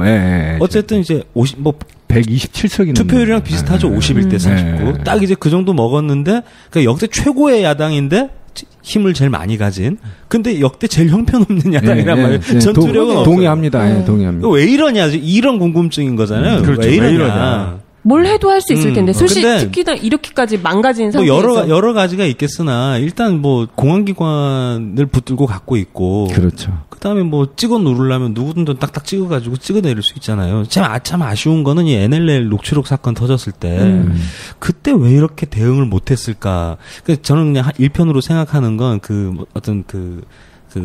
저기 새정치연합, 자꾸 세민연이라고 해가지고, 그러니까 야당 쪽에서 그러니까 서로 연재하느라고 서로 못 믿어가지고 그 내부에서 동의합니다. 서로 못 믿어가지고 진짜 노무현이 진짜 그런 얘기한 거 아니야? 이미 이제 막 부풀려 놓고 나중에 녹취록이 나왔잖아요. 충분하게 그럴 수 있어요. 까보니까 아무것도 없지만. 그래도 외눈박이로 이렇게 보면 문제가 있는 발언인 것 같고 난 종북이랑 엮이기 싫고 통합진보당 이미 밟히고 내라는 막 이러고 있고 막 이지랄하니까 겁나는 거죠, 그냥 쉽게 말하면 못 깨기는 거예요. 거기 나와가지고 뭐 지난번 대선 문재인 올라와라 싸워줘라 못 싸우죠. 일단 패배감도 있겠다. 거기다 이제 그 전 참여정부의 일단 비서실장이었으니까 자기가 그걸 책임을 지고 뭘 한다 이게 있을 수가 없거든요. 그럼 조용히 지내는 게 답이었지 일단. 맞아요. 그냥 그게 그 NLL 녹취록 관련해서 묻어버린 사건들이 굉장히 많아요. 일단 엄청나죠. 제일 큰 거는 뭐 부정선거 묻은 것도 있지만. 야권을 무력화시킨 게 제일 큰 거죠. 물론 거기 이제 통합진보당이 좀 억울하게 많이 당한 면도 근데 저는 한간의 소문에 의하면 야권 국회의원들이 지금까지 살아오면서 여권 국회의원들만큼이나 비리도 있고 그다음에 정보기관의 꼬투리가 잡히지 않았느냐에 저는 무게를 사실 줘요. 왜 그러냐면 그래서 몇몇 우리가 말하는 노빠 의원들이 이제 치고 나가고 하지만 결국은 그의 사회적 방향을 일으키지 못하고 있는 거잖아요. 그냥 쇼킹으로만 가고. 뭔가 나는 이들이 치고 나올 수 없는 걸 두 가지로 본다면 하나는 그렇게 조정되고 있다. 그다음 두 번째는 내가 생각을 해봤어요. 내가 지금 국회의원 들어가면 36억을 받고 비서가 7이 있고 어디 가나 굽신굽신하고 배지 차고 가는데 내가 굳이 현장에 나가서 고생하고 내가 무슨 큰 민중의 지도자도 아니고 나서서 자리 보존하는 게 더 고민이 될 것 같아요. 300 중에 한 명이니까. 나도 내가 있는다고. 대신 내가 그 반대 국회에서 상임위에서 열심히 활동하고 그 정도 되면 뭐 되지 않겠어라고 얘기할 것 같지 않아요. 그래서 우리 야권이 직업 정치인 이렇게 얘기하잖아요. 근데 그럴 수밖에 두 가지로 볼 수 그럴 수밖에 없는 게 그러니까 예를 들면은 뭐 이렇게 좀 거칠게 얘기해도 되나? 그렇죠. 모 지역이라고 하시죠. 모 지역에 가보면 줄을 서요. 그렇죠. 그러니까 예를 들면 내가 이번에 국회의원 하면 너 다음에 시장하고, 그렇죠. 너 다음에 뭐 도의원, 시의원하고 거기 의장하고 이게 레벨이 딱 서 있어요. 맞아요. 이게 올라가면서 이렇게 계속 바뀌는 거예요. 계급이죠. 그러니까 이제 돈이 밑에서 위로 자꾸 올라가는 거죠. 이거는 민주당이든 새누리당이든 똑같아요. 네, 그 돈이 안 주면 당이 안 돌아가니까. 그렇게 오랫동안 정치를 해왔던 구조이기 때문에. 근데 뭐 야권 지역이라고 해가지고 막상 가보면 뭐 새누리당이랑 다른 게 없어요. 대규모 토목공사, 그다음 다리 놓고 땅값 올리고 다 이거 하고 있거든. 아파트 짓고 공원 져주고. 그렇죠. 그러니까 모 지역의 국회의원 지금 말을 못 하겠는데 다 모 지역. 네, 전남의 모 지역인데 섬과 육지를 연결하는 다리를 15년간 울겨먹고 국회의원을 했어요. 최다선이었죠. 근데 안 지은 거예요? 아직도 완성이 안 됐어요. 그분은 이제 정치 생명이 끝났는데요. 그러니까 나이가 먹어서 이제 나이가 드셔서. 네, 말하면 금방 알아요, 누군지. 근데 지금 이제 공사는 시작했어요. 그만 나이 먹고 이제 그냥 후배한테 물려주면서 공사는 시작했는데 무려 20년을 울겨먹었어요. 누군지 알겠다. 네. 근데 저는 여기에 더 큰 문제가 있는 게 뭐냐면 그러니까 그런 거 있잖아요. 요즘 최근 몇 년 동안 지난 대선 이후로 그러니까 새누리당, 정부 여당도 참 밉지만 그 무능한 야당도 얄밉죠. 예, 그렇죠. 지금 뭐. 근데 저는 이거보다 더 문제가 뭐냐면 그 진보정당이라고 하는 뭐 통합진보당, 뭐 정의당, 노동당, 그다음에 또 뭐가 있죠? 녹색당, 여러 당이 있어요. 근데 뭐 통합진보당 같은 경우, 진보당 같은 경우는 내라는 뭐 간첩 조작, 뭐 정당 해산 여러 가지 걸려가지고 사실 뭐 손발 다 묶인 상태였어요. 근데 저는 이런 거예요. 맨날 이런 거잖아요. 새누리당 이번에 선거하면서 지방선거, 뭐 대통령 선거하면서 세다. 이러한 악조건 속에서 부정선거를 했건 뭐 했건 간에 50% 넘지 않았냐. 그렇죠. 뭐 이런 식으로. 뭐 인천시장 같은 경우에는 통합진보당이 1%. 그거 빼면은 새누리당 절반 딱. 나 이번에 지방선거 할 때 뭐 세월호도 있고 하니까 사실은 내심 그래도 51대 49 나오지 않을까 딱 그랬는데 거꾸로 51대 49가 나오더라고요. 야 진짜 세. 근데 진짜 세. 사람들이 새누리당 세다는 것만 생각하지. 그럼 새정치연합 민주당은 뭐했냐? 내지는 또 진보 세력은 뭐했냐? 진보 정당들은 뭐했냐? 우리 한번 봅시다. 그 2002년에 노무현 대통령 당선됐을 때. 그때 이제 야권 진보 계열의 후보게 누구야? 권영길 후보가 약간 100만 표 나왔단 말이에요. 그렇죠. 지금 지방선거 뭐 녹색당, 뭐 진보신당, 노동당, 통합진보당 뭐 이렇게 정의당이 합쳐면 100만 표예요. 12년 지났습니다. 12년. 그렇죠. 12년 지나고 인구는 더 늘었어요. 유권자 늘었어요. 늘었는데 100만 표예요. 다 합쳐서. 그러면 나는 민주당 범야권도 문제지만 진보 세력, 왜냐하면 이런 상황이 안 좋을수록 민주주의가 훼손될수록 더 앞장서서 싸우는 사람은 진보 세력이라고 나는 보는 거예요. 이 사람들이 분열을 하건 분열을 하지 않았건 간에. 그래서 뭐 진보 정당 이런 사람들이 막 싸워주면 그거에 쟤들도 싸우는데 우리도 좀 싸워야 되지 않을까라고 하면서 쭈삣쭈삣 거리면서 야권에서도 지금 나오는 거거든. 1명, 2명. 그러면서 그 표가 그 진보 정당들의 표가 뭐 예를 들어서 뭐 정청래라든가 뭐 이런 사람들한테 좀 모아짐 가기도 하고, 그래서 집회 나면 이 사람들한테 좀 박수 좀 쳐주고, 나머지 야당 국회의원들 나면 욕하고 뭐 이러면서 어떤 그 뭐랄까 썩어 빠진 무능한 정체되어 있는 야권을 약간 지금 정신 차리게 하고 견제하고 비판하는 기능을 했었던 게 바로 진보 정당인데, 탄압이 위기 의식도 그렇죠. 있었고. 탄압이 심하지 않았느냐, 내지는 뭐 정당의 선 때문에 어려웠다, 뭐 이런 식으로. 그래서 이제 그 얘기 나오니까 자꾸 이 주제에 벗어나는데, 안철수의 출연에 대해서 저는 되게 긍정적인 생각을 했어요. 안철수가 출연을 하면 우리가 생각하는 친일이나 독재 2, 3세대들의 정당, 새누리당에서 친일 세력과 독재 세력들이 드디어 이제 없어지고 실제 거기에서 민주당과 야권이 재편될 거라고 저는 희망을 가졌어요. 그러면 설마, 네, 그러면 진보 정치가 살아날 수 있는 싹이 보일 거다 이렇게 생각을 했는데 이 양반이 설마요. 저는 아니 처음에 그런 이미지 같은 게 있었죠. 네, 그래서 저는 막 흔들어 주길 바랬어요. 그건 일종의 대중의 환상이었죠. 네, 환상이었죠. 기존의 정치판을 흔들어 줄 수 있을 그런데 지금 문제는 프레임을 새누리당이 짠 자본이 이미 프레임을 짜고 있는 상태에서 양당 체제를 바라고 있고 이 양당 체제는 드디어 한 10석에서 15석의 시속 게임으로 야권을 약간 누르고 이 정도로 계속 유지하고 싶은 프레임이란 말이에요. 그러면 양당 체제의 이념을 가지고 밀어붙여야 되는데 그런데 중소 군소 정당들 야권 4개의 당들 보면 전 불쌍해요. 왜 그러냐면 저 같은 사람도요. 선거판에 딱 들어가잖아요. 양당만 보잖아요. 그리고 비례대표쯤 하나씩 쭉쭉 나눠준다. 그렇죠. 녹색당하고 노동당 하나씩 나눠주고. 그러니까 평생 투쟁할 때는 동지라고 계속 투쟁하면서 선거판만 딱 들어가면 그렇게 되는 거잖아요. 사표 심리 결국은 그래서 1%도 안 나와버리고 뭐 이러는 거 아니에요? 그래서 사실은 그래서 저는 그 국민들이 좀 깨야 되는데 최근 녹색당이 두각을 하면서 많이 저는 희망을 또 갖고 있는데 어쨌든 그런 게 아픔이 있어요. 양당 체제 이데올로기. 사실 그게 좀 심하게 표현하면 도토리 키재기 뭐 이런 느낌도 좀 드는데 제가 한번 이런 말씀 드린 적이 있는데 저희 지역에요. 그러니까 후보가 셋이 나왔는데 그러니까 새민연 그다음에 새누리당 그다음에 이제 뭐라고 그래야 돼? 진보정당? 네, 진보정당 중에 하나가 나왔어요. 통합진보당 말고 녹색당이었던가? 노동당. 너무 반갑더라고요. 어쨌든 그 투표용지에 양당 말고 찍을 당이 있다는 게 굉장히 좋더라고요. 그렇죠. 제 입장에서는. 그런데 어떻게 보면은 서로 좀 똘똘 뭉쳐가지고 좀 잘해봐라 이렇게 얘기는 하지만 쉽지 않다는 거 다 잘 알고 있는 사실 아닙니까?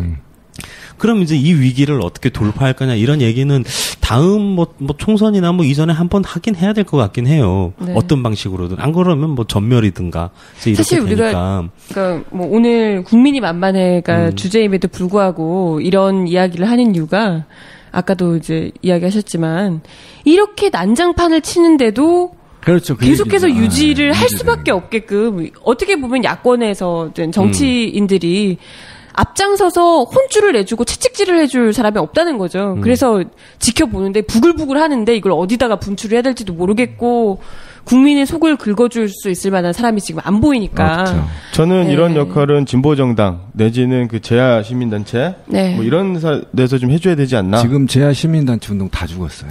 근데 확실히 KBS 앞에 가서 데모는 진짜 자주 해야 될 것 같아요.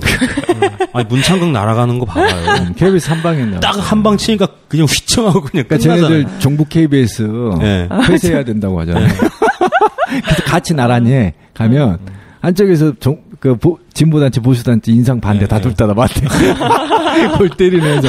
일단은 그럼 인상은 안 되겠네. KBS가 일부 확 날린 다음에, 그다음 종이신문들, 그다음 종편이 계속 봤거든요. 방어가 안 돼. 안 되죠. 이미 저 새끼 친일파 딱 찍혀가지고. 문창건 딱 프레임.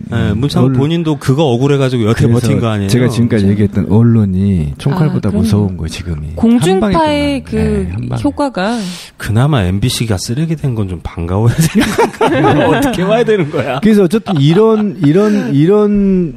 판국에 이제 국가 권력과 자본을 독식하는 세력들이 이제 나타나는 거잖아요. 그죠. 네, 만만해가 이제 그 중에 하나고. 프리메이슨 같은 게 있는 건가? 근데 진짜 좀 그랬어요. 이때까지는 사실 김기춘 비서실장이 탑인 줄 알았거든요. 근데 갑자기 또 만만해가 등장해가지고. 내가 누구야 박지원 씨 진짜 사고 한번 칠 줄 알았어요. 박지원 씨 참 대단하지 않아요? 그렇죠. 야권에서는 그래도 최고. 제가 박지원 씨를 언제 한번 만났어요. 네. 실제로 맨투맨 만났는데 제가 첫 마디가 정말 야권 실망했습니다. 한 소리 딱 했어요. 자기도 실망했대요. 정말 머리가 천재시더라고요. 그분이. 어리버리한 사람이 그러니까 내가 무슨 말을 할지 알아요. 벌써 상대가. 그럼 그리고 그렇게 오래 필요한 말만 탁탁 하면 끝나요. 더 이상 이렇게 잔소리가 없으시더라고. 근데 딱 한마디. 젊은 놈들 정보 줘도 발표 못 하잖아. 무슨 말인지 알죠. 그 정도 급의 이야기를 엄청나게 물어줘도 못한대요. 기자회견을 젊은 놈들이. 못한대요. 자기 후배도 못 키우고 있잖아요. 그러니까 본인이 하기는 이제는 부담이 아니라 이제 나이가 있어서. 별로 새롭지도 않고. 나이가 너 이거 정론관에 가서 한번 좀 떠들어. 그래도 안 한다는 줬는데 거예요. 안 한다는 거야.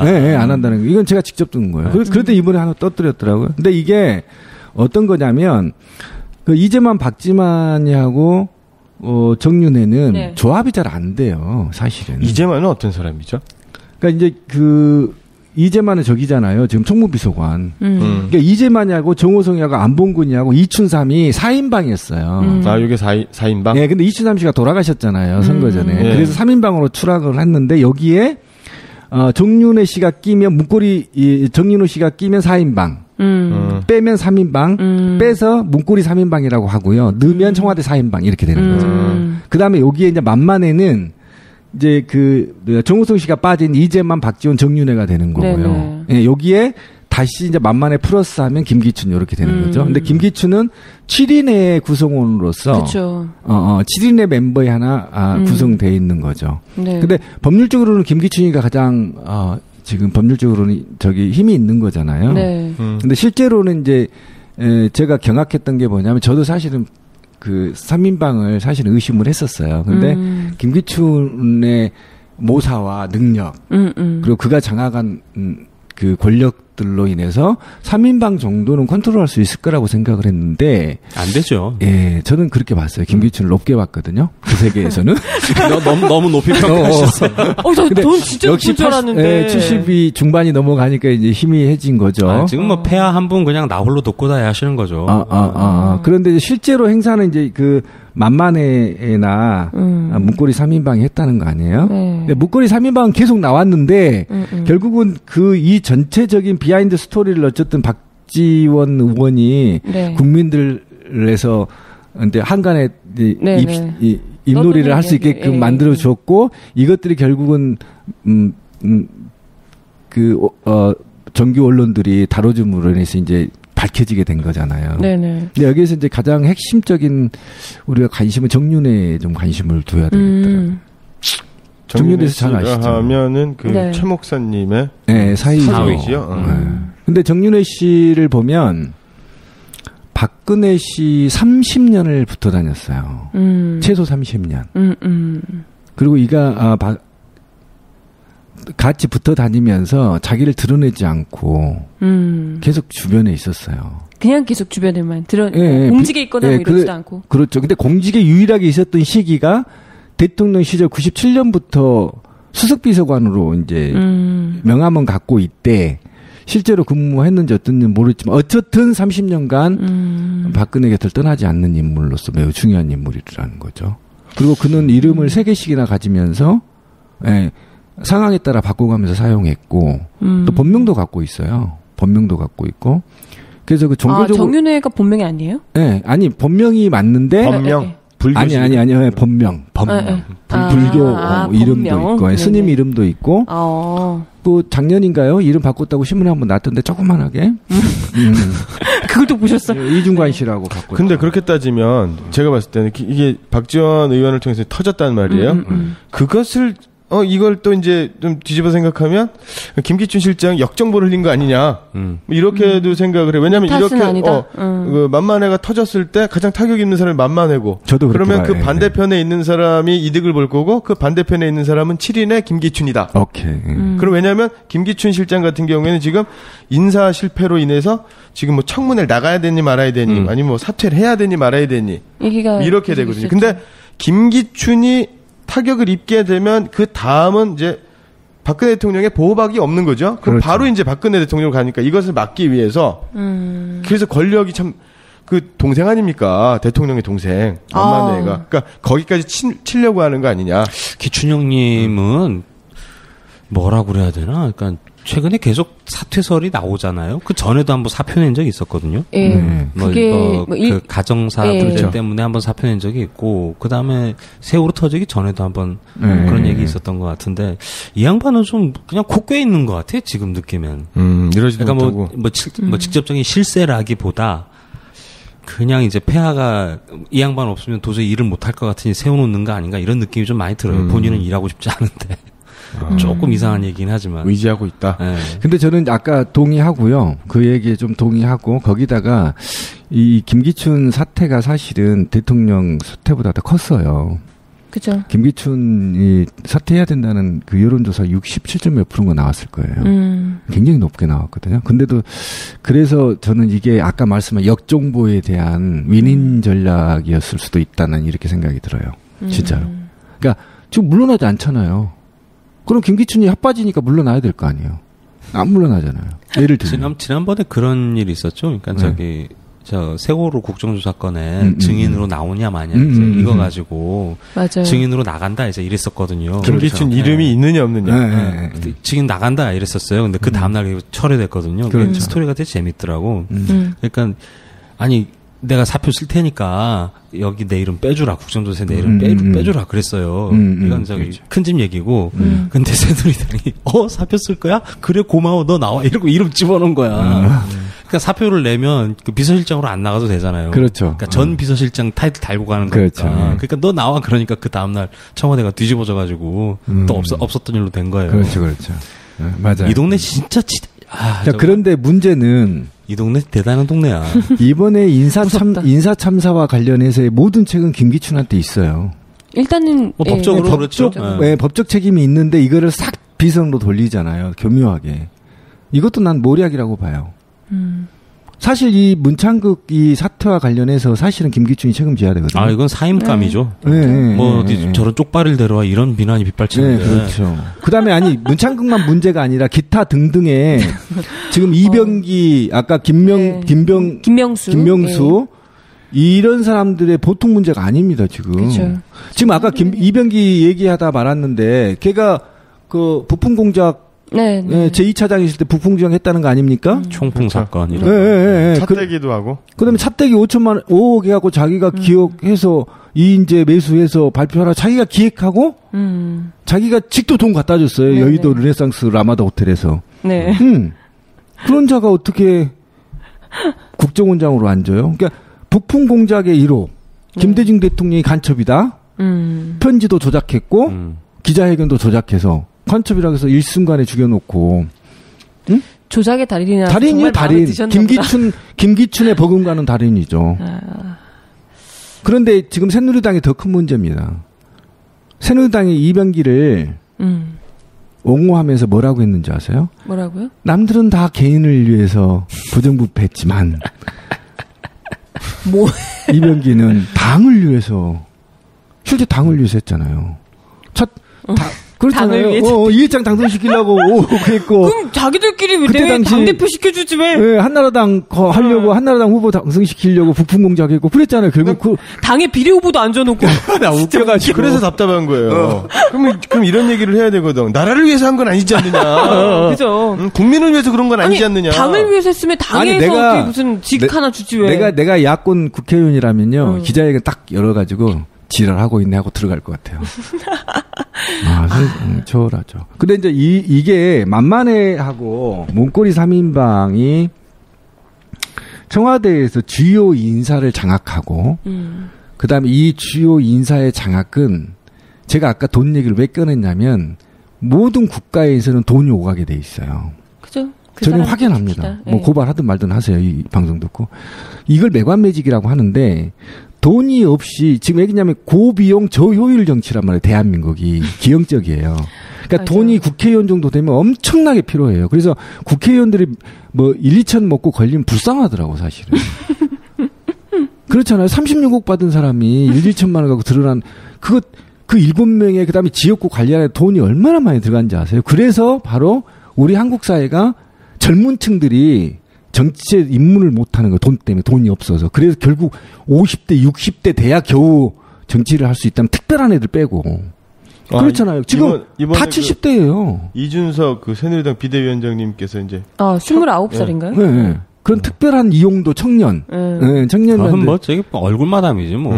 그렇죠. 이게 지금 20대에게 물은 지지율 조사에서 이 새누리당 그리고 박근혜 정부에 대한 악감정이 굉장히 많대요. 그 부정평가가 정말 많아요. 이전보다 또 훨씬 더 많이 높아져서 새누리당이 특히나 지금 초비상이라고 합니다. 그래서 지금 이준석 한번 생각해보세요. 20대 10명 중에 6명이 취직하고 그 6명 중에 2명이 비정규직이고요. 4명은 취직도 못해요. 그죠. 지금 10대들은 더 심각합니다. 4명만 취직해요. 나머지는 다 4시간짜리로 살아야 되고요. 그런데 이제 그러면 그 만만해 애나 문고리 3인방이 국가 권력을 장악하고 돈을 어쨌든 매관매직이 있든 어떻든 자기들이 나름대로 법률적인 권한과 권위를 갖고 있는 법률적인 권한을 갖고 있는 자를 넘어 뒤에서 모사와 모략을 통해서 후보를 선정하고 이렇게 지금 문제가 되는 거 아니에요? 그러니까 얘네들이 비선에서 하기 때문에 얘네들을 검증을 하지 못하는 거예요. 네네. 예, 안방에서 뒤에 술 먹으면서 하니까. 그러니까 그러다 보니 뭐 어떻게 됐냐면 이게 국가 권력이 심각하게 타격을 입는 거예요. 지금 이런 내부의 문제들이 결국은 어떤 거냐면 박근혜 정부가 1년 6개월 동안 국가 정책을 한 거 기억 한번 해보세요. 아니 솔직하게 긍정적으로 한번 얘기해보세요. 뭐 했어요? 1년 6개월 동안? 한 거 기억나요? 대통령께서 무슨 정책이나 이런 거 한번 얘기해봐요. 3기는 경제개혁 하신다고 했잖아요. 아니 그 말만 있었지 안 하고 있잖아요. 또 뭐 있어요? 경제개발 3개년 계획? 네, 뭐 아무것도 없잖아요. 저는 4대학 근절하신다고 했잖아요. 4대학 그래서 실패 안 하기로 했잖아요. 그 후보 시절을. 네, 안 하기로 했잖아요. 그 다음에 국가 개조도 안 하기로 했잖아요. 아니 진짜로 제가 진짜로 한 게 뭐 있어요? 없죠. 사실상 뭐 한 거는 비정상의 정상화 얘기를 하면서 공무원들 뭐 어떻게 하겠다 뭐 이런 얘기. 공무원도 늘었어요. 그래요? 네, 100만 넘었어요 지금. 아무것도 한 게 없어요. 아니 진짜로 긍정적으로. 뭐가 있어요? 좋게 봐서 긍정적으로 뭐 있냐고요. 없죠. 뭐 우리가 뭘 고민해서 제가 아무리 찾으려고 해도 없어요. 노무현 대통령은 뭐 있어요? 노무현 하면 한미 FTA죠. 아니죠. 평택 미군 기지죠. 공직사회 구조 개혁했어요. 모르시는구나. 그다음에 김대중 대통령은 뭐 했어요? 나는 딱 공무원이었으니까 당시. DJ는 IMF. IMF 근무기랑 해서 살려고 예를 들면 그다음에 신용카드? 공무원 수만 명 잘랐어요. 부정 공무원들 아시죠? 네. 공무원을 위주로 네, 완전히 쳤어요. 박살냈어요. 그리고 니네 월급 올려줄 테니까 이게 개혁이에요. 월급 부정부패 하지 마 이렇게 된 거잖아요. 근데 그럴 만한 기억에 남을 만한 정치가 없었다고요. 지금 1년 6개월 동안 허송세월로 얘네들 다 혈세 낭비했고요. 애국 가서 누가 그랬다 100몇 벌? 옷만 갈아입고요. 그죠. 지금 뭐. 그다음에 재난재해 일어나서 하나도 극복한 게 없잖아요. 기억나는 건 정말 재난밖에 없는 것 같은데? 사람 죽고. 네, 저는 단언컨대 단 한 가지도 없습니다. 오히려 지금 빈익빈 부익부가 증가돼서 오히려 부자들은 10% 이상 재산이 늘었고요. 네, 가난한 사람들은 더 지금 돼 있고 심각합니다. 그다음에 노동조합 박살내가지고요. 아무것도 왜 예전에 보면 그게 노사정위원회라 해가지고 거기서 새로운 그래도 조금이라도 이렇게 결정을 했고 이번에 최저임금도 360원 올려주셨죠. 올리면서 노동계 빼버렸잖아요. 무차별 아무것도 밟아버려. 노동계 쪽은 폐하 신념인 것 같아요. 네, 완전히 저기는 죽여야 된다. 어차피 정교대 전공로 완전 죽여버렸죠. 사실 박정희 유신 독재가 무너지게 된 계기가 바로 전태일. 맞아요. 전태일이죠. 전태일 열사가 분신할 때 전태일이 되게 소박한 거였죠. 딱 두 가지 근로기준법. 그다음에 맞아요. 그런 것을 함께 공무원하고 가르쳐줄 대학생 친구가 있었으면 좋겠다. 그래서 그것이 결국에는 YH 노동자 노조 사건이라든가 뭐 이런 것들을 통해서 유신을 선포할 수밖에 없었던 거고, 그러면서 독재 정권이 비참하게 대위 출신이 별 4개짜리 장군한테 개기다가 별 장군이 대위를 죽인 거죠. 그러면서 자기 보스도 죽인 사건이 되는 거죠. 그래서 이제 만만해를 보면 정윤회 씨가, 저는 예전에는 정윤회 씨에 대해서 좀 부정적인 시각을 많이 가졌어요, 사실은. 지금 긍정하시는 건가요? 예, 아주 괜찮은 사람이죠. 어떤 면에서? 그러니까 저는 정말 박근혜 씨하고는 보면 종교적, 또 애정적, 그죠? 또 그렇게 혹시 주변에 30년 동안 같이 붙어 있는 친구 있어요? 드물어요. 뭔가 계속 줬기 때문이 아닐까요? 기브 앤 테이크? 제가 볼 때 그걸 넘은 것 같아요. 최근에 김현성 씨 뉴스에도 나온 적이 있죠. 저기 서울의 소리에서 기사가 나왔는데 최근에 부정투표 법원에서 부정투표와 관련해서 전산 시스템에서 김현성 씨하고 소송 관계가 있잖아요. 거기에 이제 김현성 씨 주장에 의하면 정윤회 씨가 찾아왔던 거죠. 그 얘기 들으셨죠? 못 들었나요? 모르겠어요. 그 얘기가 재미있어요. 자, 우리 박근혜 애를 너무 괴롭히지 마라. 이렇게 간곡히 부탁하면서. 뭐지? 그래서. 뭐야? 니네 대법원장 뭐 해봐. 내 손 안에 있다. 네 소송해봐 안 된다. 그러면서 이제 박근혜가 임기를 끝날 수 있도록, 응? 좀 도와달라 이런 게 있어. 재판부에 지금 제출했다고 하는데, 녹취록도. 7월달에 곧 공개한답니다. 아마 좀 기다려 보십시오. 근데, 저는 이제 그게 정윤회라고 확신하진 않아요. 그런데 정윤으로 추정되는. 그렇죠? 그리고 이자가 이름을 아까 3개로 밝히면서, 대화 내용들이 있는데, 그 대화 내용을 보면 박근혜에 대한 사랑이 매우 간절해요. 그러니까 뭐 애정도 있을 거고, 그다음에 아니면 뭐 우정도 될 수 있는 거고. 그래서 어쨌든 뭐 사랑과 우정 사이야? 그럴 수도 있고 저는 이제 거기를 뛰어넘을 거라고 생각해요. 사랑과 어쨌든 사랑과 전쟁. 예, 그 묘한 이들의 종교관 사이로 연결된 관계는 아닌가.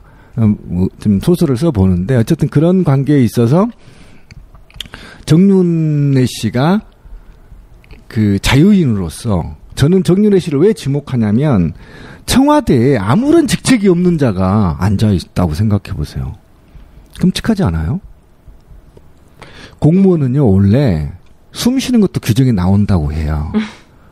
그런데 정윤회 씨는 청와대에서 직책이 없으면서 청력을 들락달락 한다고 해봐요. 사실상 문제가 터져도 책임지지 않는 사람인 바로 그거죠. 네. 그러니까 무슨 일을 하는지 법률적으로 그러니까 김기춘이나 이재만이나 박지만이 빼고 정호성이나 안봉근 씨나 이런 사람은 법령에서 정확히 자기 직책과 권한이 구분되어 있어요. 그죠? 근데 여기서 안 되는 사람이 박지만하고 정윤회잖아요. 이건 뭐라 불러야 되지? 세도 정치도 아니고. 그런데 이제 정윤회 씨는 이런 거예요. 제가 볼 때는 영역을 없이 넘나들면서 정보 분석과 모략과 또는 충성 또는 박근혜 씨가 임기를 마칠 수 있도록 조종 또는 조절 뭐 이런 걸 하면서 영역과 지역과 장소를 분간하지 않고 넘나드는 인물 매우 아주 재밌는 인물이라고 생각해요. 그 얘기를 들으니까 이제 그게 생각나는데 그 역사적으로 이제 고려 말에 그 몽골의 그 침략 있지 않습니까? 그래요. 그 몽골 그 원간섭기라고 하는데 요때 그 고려의 왕들이 다 충자가 들어가고 이제 그 몽골의 그 사위가 됐죠. 원제국에 그 마지막이 이제 기왕후 나오는 거 아닙니까? 그에 뭐 기왕후에 좀 다른 케이스지만 그때 가장 유행했었던 정치가 바로 측근 정치예요. 뭐냐면 왕자 그 엄마는 몽고의 원나라의 공주, 아버지는 그 고려의 그 황태자. 그렇죠. 이러고 그러니까 왕이고 자손이 되니까 태어나면서 그 몽고에서 살아요. 몽고에서 사니까 거의 유배 같은 거죠. 아무리 뭐 이제 선진국에 유학 갔다. 그 원래 제국이 원제국에 갔다. 그렇죠. 그래서 성인이 돼서 왕이 되면 책봉이 되면 내려오는 거예요. 근데 대체로 안 오려고 하죠. 왜냐하면 미국에서 주지사 하는 게 낫지. 대한민국 왕하는 거 별로거든. 뭐 이런 식이거든요. 그래서 뭐 서재필 같은 경우는 미국에서 그냥 미국 시민으로 남겠다. 대통령 초대했음에도 불구하고 이런 게 있는데 그러다 보니까 어떠한 정치, 뭐 어떻게 아름다운 정치를 하던 자기의 패권을 장악하는 권력을 유지하는 정치를 하건 간에 지지 기반이 없는 거예요. 그렇죠. 많은 사람이 없는 거예요. 그러다 보니까 구체적인 직책을 갖지 않고 있는 사람들이 중심으로 그 측근을 중심으로 한 측근 정치를 하는 거죠. 그래서 그 측근 정치 중에서 좀 개혁을 하려고 하는 고려를 개혁을 하려고 하는 정치 체제도 정치도 나타나고 자신의 왕권을 강화하기 위한 단순하게 그러한 정치도 나타나게 되고 하지만 결국에는 그 지배층의 어떤 지지를 받지 못하기 때문에 권력이라는 게 사실은 민중의 그 지지 이게 있지만 실제로 12.12 군사반란이라든가 5.16 군사반란도 기층 민중들이 그것을 지지 찬동하고 반대 비판하고 간 상관없이 지배층의 합의로 권력이 유치된 거 아닙니까? 네, 맞아요.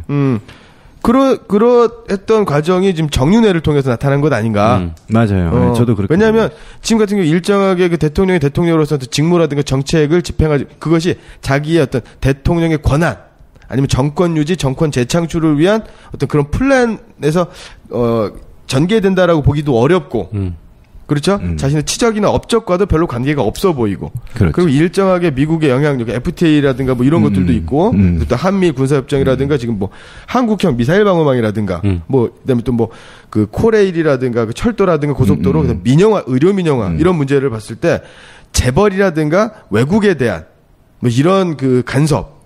있다라는 거죠. 그렇죠. 그러다 보니까 그때와 지금은 매우 유사하다. 싱크로율이 90% 이상이다. 이지 않느냐 이런 생각이. 그래서 저는 그 최근에 정윤회 씨하고 박지만의 갈등설이 있었잖아요. 네네. 그 정윤회 씨가 박지만을 미행했다 이런 거잖아요. 예. 사람을 시켜서. 그렇죠. 네, 근데 그게 저는 정윤회 씨의 역할에 대해서 정말 너무 궁금해요. 그러니까 제가 소설을 써보면 박근혜 씨가 권력을 4분으로 나눠서 통치를 하고 있는데 이 권력이 균형을 이룰 수 있도록 중간에서 조종하고 또는 모략하고 때로는 경고하면서 유지하는데 바로메타를 하고 있지 않냐라는 그런 생각을 그렇지 않으면 이 사람이 청와대에 직책도 없으면서 이게 문고리 권력의 하나로 등장하는 거는 정말 이거는 역사의 아이러니거든요. 이게 보통으로 해석되지 않아요. 그렇지 않으면. 그쵸? 아까 역사에 그런 인물들. 근데 저는 뭐 이제 구체적인 실제 직책과 어떤 책임이 있고 없고는 별로 중요하지 않다라고 봐요. 왜냐하면 예를 들어서 뭐 이것은 뭐 예전에도 마찬가지고 김대중, 노무현, 뭐 이명박부터 마찬가지인데 실제로 그 정책의 자문을 구한다고 할 때는 실제로 멘토 같은 사람. 어떤 그렇죠. 뭔가 지금 도움을 얻고 조언을 받고 좀 가르침을 받을 수 있는 그런 사람도 필요하지만 실제로 그것을 안 보이는 곳에서 집행할 수 있는 사람. 예전에 그 김영삼 정부 시절에는 김현철이 그런 역할을 하지 않았죠. 그렇죠. 여의도 연구소 같은데 그런 것처럼 그런 역할은 뭐 정무적인 역할이기 때문에 그런 것은 뭐 사실은 이 정상적인 정부라고 하면 정윤회가 됐든 박지만이 됐든 그렇지. 김기춘이 됐든 그것은 별로 문제가 되지 않는다라는 거죠. 하지만 그러한 권력을 모두 다 알고 있고 그 사람의 결정과 그 사람의 판단이 어디로 가느냐에 따라서 전국의 운영 방향이 좌지우지 되니까 공직의 기강 어찌 보면 대통령의 영이 서지 않는 그렇죠. 이렇게 되니까 공직 기강이 이제 그렇죠. 그게 단편적인 거죠. 사건이 세월호잖아요. 그렇죠. 그렇죠. 무려 폐하가 2번이나 가셨는데 달라진 게 하나도 없어요. 깜짝 놀랐어요, 진짜. 이렇게 무능하나 싶기도 하고. 딱 하나 달라진 거 있구나. 대형 TV 설치. 그렇죠. 근데 제가 현장에 거기 한 7일 이제 출장 갔다 왔는데요. 네. TV도 엉망이더라고요. 저는 진짜 어디 그 LED 좀 좋은 걸로 좀 설치하지만 중국산이에요? 예. 근데 어쨌든 또 뭐 예산 문제겠지. 이제 이런 나라는 후진국이에요. 정치적 매우 후진국이에요. 그러니까 뭐냐면 미국 같은 나라나 영국이나 선진국들, 일본 같은 데 보면요. 자기의 잘못이 밝혀질 경우에는요. 그 즉시 스스로 옷을 벗거나 활복하거든요. 그러니까 뭐냐면 투명한 민주주의는요. 그 책임을 명확하게 지는 거예요. 만약에 정윤회 씨가 그런 옛날에 암행어사 같은 역할을 한다면 그에 맞는 직책을 만들어주면 돼요. 그리고 그렇죠. 그게 어긋나거나 자기의 권한을 넘었다면 그에 따라 징계를 하면 되거든요. 그런데 이 비선에서 이루어지는 일들은 이번에 인사참사에서 누구도 책임지지 않았어요. 그 뭐냐면 공식 라인에서 안 했다는 거잖아요. 만약에 공식 라인에서 했다면 김기춘이 책임지고 물러나는 거예요. 근데 김기춘이 자기가 안 했다며요. 그렇죠. 그러니까 3인방 쭉 흘려버리니까 그럼 3인방은 비공식적이니까 책임질 이유가 없는 거죠. 그죠. 내가 뭐 증거대봐 이렇게 되는 거잖아요. 그러니까 누구도 청구한 바 없다. 문창국 이렇게 돼버리는 거잖아요. 정상적 사회는 아니에요. 네. 천박하죠. 인사를 갖고 있는 사람이 내가 안 했다 이런 말을 스스로 할 수 있는 나라가 정상적이지 않죠. 정말. 그리고 책임 있는 자가 대통령이 그따구로 기자회견하는 거 사과 한 번 안 하고 청문회 문제 있다 이렇게 되는 거잖아요. 대통령이 하시잖아요. 국민이 잘못한 거죠. 네. 눈높이가 너무 높아서 국민이 잘못된 거예요. 좀 적당히 좀 돈도 좀 받아 먹을 줄 알고 돈도 좀 찔러줄 줄 알고 그러고 살아야 되는데 저는 자괴감을 느끼고요. 제가 10살만 어렸다면 저는 한국에서 안 살아요. 진짜 단언컨대. 좀 안 그래도 희망이 없는 나라예요. 어린 친구들이 세월호 겪고 이러면서 대한민국 답이 없다. 이민 가고 싶다. 이런 얘기들을 다 한다고 전문 용어로 노답이라고 하죠. 노답이다. 노무현 대통령 시절에요. 인사 시스템이 있었어요. 인사 풀 시스템이. 뭐 이 재난 관련된 만 명인가를 거기에 계속 풀로 돌렸어요. 그래서 그 사람들 계속 관리하고 너 하지마 이렇게 관리를 했다는 거 아닙니까? 이명박이 다 작살냈잖아요. 이명박 정부 때 모토가 참여정부 때 했던 건 무조건 없앤다였으니까. 그러니까 이런 참사가 일어나는 거죠. 네. 그럼 뭐 그러니까 이명박 박근혜 이 정권에서는 뭐 10,000명씩 돌릴 필요가 없는 거죠. 그러니까 50명 정도 이렇게 손이 잡고 있으면. 아니, 난 박근혜가. 로테이션으로. 근데 문제는 이 50명이 로테이션. 너무 그냥 뒤로 해먹은 게 많은 거지, 문제는. 근데 정말 이번에 인사 참사 보면서 그런 생각을 해봤어요. 그 당에서 이런 제안도 했었어요. 그 시민사회 연로들이. 그러면 국무총리를 당으로 넘겨라. 그럼 당에서 적절한 인물을 뽑아서 주겠다 이랬거든요. 그런데도 안 받았잖아요. 인물 청렴한 사람들 많아요. 만만회를 거치지 않으면 뭐 돈 때문에 그렇다고 보는데. 문창극은 그러면 만만회 돈 준 거야? 그래서 억울해서. 아니 그건 이쪽 바닥에 누른 다시 돌려줘요. 달리 돌려. 그럼 죽죠. 안 돌려줘요. 철저하게 인용 안 되면 보통 이 바닥은 1년치 연봉을 다 주는 겁니다. 한번 계산해 보세요. 새누리는 그런 거 진짜 잘하는데 민주당은 오히려 그런 면에서 새누리는 쿨해요. 돈으로는 확실하게 아주 계산을 철저하게 하는 거죠. 그게 바로 아까 내가 말한 집단 지성과 도덕성을 이겨버리는 절호의 길입니다. 하나 더 그러니까 있잖아. 야당도 있잖아. 제발 있잖아. 공짜로 하지 말라고 이제. 그 자원봉사 있잖아. 이딴 거 공짜로 하지 말자고 이제 돈 받고 하자고. 농담입니다. 참 속상하네. 우리 돈 없어하고 밥도 못 먹고 이 방송 하잖아요. 만약에 제가 여기서 만약에 새누리당 가서 새누리당을 위한 팟캐스트를 만들겠다면 얼마나 지원해 줄까요? 대박 날 것 같은데. 새누리당에서 아마 집에 못 들어가실 거예요. 돈 너무 많이 줘서. 밤길 조심하세요. 같이 한번 할까요? 두 분, 위험한데. 신비님의 이름을 약간 바꿔가지고. 새누리당은 굳이 팟캐스트 안 해도 돼요? 종편 많은데요, 뭐. 아니, 이쪽을 좀 갖고 싶어 할 거예요. 왜냐면. 근데 팟캐스트 쪽이, 잡기가 힘들죠. 아무래도 이제, 그 수요 측이 주로 야권 성향이다 보니까. 그렇죠. 하기야 뭐 메인 뉴스들이 다 자기들 편인데. 종편이 더 재밌어요. 음모론도 빵빵 나오고. 거기 뭐. 네, 오늘 국민이 만만한 편 함께 하셨습니다. 친일 총리 데려왔다가 국민들이 낙마시켜버리니까, 여왕님이 많이 열받으셨나봐요. 세월호를 책임지겠다고 물러났던 구 총리를 다시 컴백시키는 이 배포 좀 보세요. 이거 보통 사람이 할 수 있는 일이 아닙니다.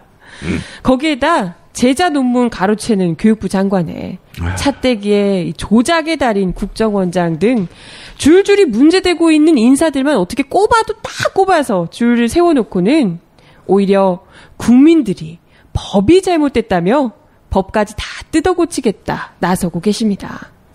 한마디로 너네 내 말 안 듣지? 어디 한번 엿 먹어봐라. 이런 얘기죠. 수백의 어린 생명이 희생이 돼도 또 국정이 이렇게 난장판이 되어도 좀처럼 머리 숙이고 반성할 줄을 모르는 정부. 엿은 우리 축구팀이 아니라 이런 정부에게 던져야 되는 게 아닐까 생각합니다. 6월의 마지막 날 3명의 독수리와 신비님이 함께한 생방송 애국전선. 오빠들 이제 날도 덥고 슬슬 물대포도 시원해질 때가 됐죠. 국민들이 만만하게 생각하는 만만회 정부. 결코 우리 국민들이 만만하지 않다는 것을 우리가 직접 보여줄 때입니다. 엿들고 나오세요. 감사합니다. 감사합니다. 고맙습니다. 감사합니다. 엿을 들고 다니는 건 좋은 생각인 것 같아요. 경찰들이랑 나눠 먹고.